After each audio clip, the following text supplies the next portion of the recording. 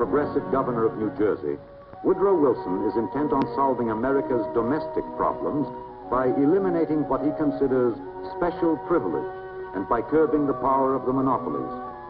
He calls his program The New Freedom.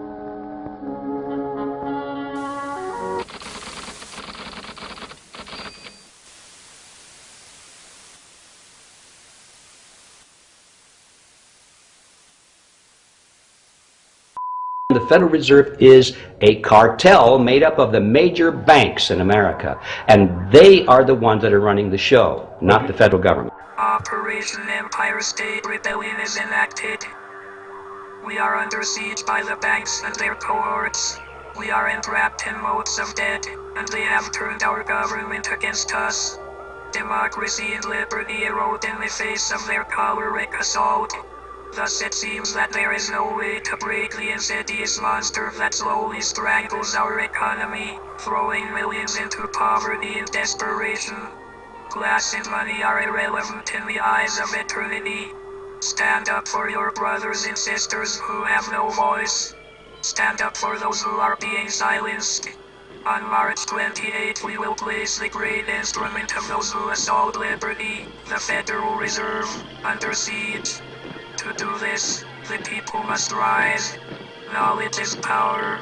On March 28th, join the alliance of Americans who aim to seize the control of money from a few dominant men and place it back under the watchful eyes of democracy. Protest at your nearest federal bank location, conveniently located in New York, Boston, Philadelphia, Washington, D.C., Richmond, Dallas, Atlanta, Kansas City, Chicago, Minneapolis, San Francisco, and Cleveland.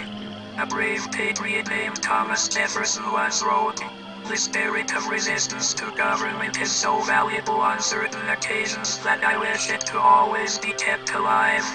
Americans, the spirit of resistance has faded. Awaken your souls and make our nation proud and free once again. This is Operation Empire State Rebellion. This is anonymous. You are anonymous. We are legion. Expect us. Not investment houses, just commercial banks alone, made some $700 billion in profit. A lot of money. Now, as a result of the greed, recklessness, perhaps illegal behavior on the part of a relatively of Wall Street, they are coming to the taxpayers for huge bailouts, and we have no idea how much that's going to end up costing. These guys made unbelievable sums of money. Then through their greed and recklessness, they created a terrible crisis, and now we have to bail them out. Where did all their profits go? So who got the money? To financial institutions in Europe and other countries. Which ones? I don't know. $500 billion, and you don't know who got the money? The loan went to the loans go to the central banks, and they then put them out to their institutions to try to bring down short-term interest rates in dollar markets around the world. Well, let's start with which central banks got the money. There are 14 of them, which are listed in our. I'm sure they're listed in here somewhere. Many, again, of my constituents, I think people all over this country, are wondering why the CEOs of these large financial institutions who have been extremely greedy, reckless, and maybe have engaged in illegal behavior have not been fired, so that we can work with people who want to really reform the system. Should the CEOs of the financial institutions that have led us into this deep, deep recession be fired? Well, pay and job tenure should depend on performance, and those which have performed poorly should lose their jobs. Any of them who have been... Many have lost their jobs.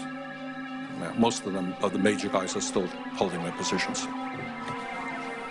This spirit of greed to continue to drive us into economic holes. How long? Not long. Let this reverberate from Main Street to Wall Street. This day, like Dr. Martin Luther King said, we will be able to speed up that day when all God's children, blacks and whites, Jews and Gentiles,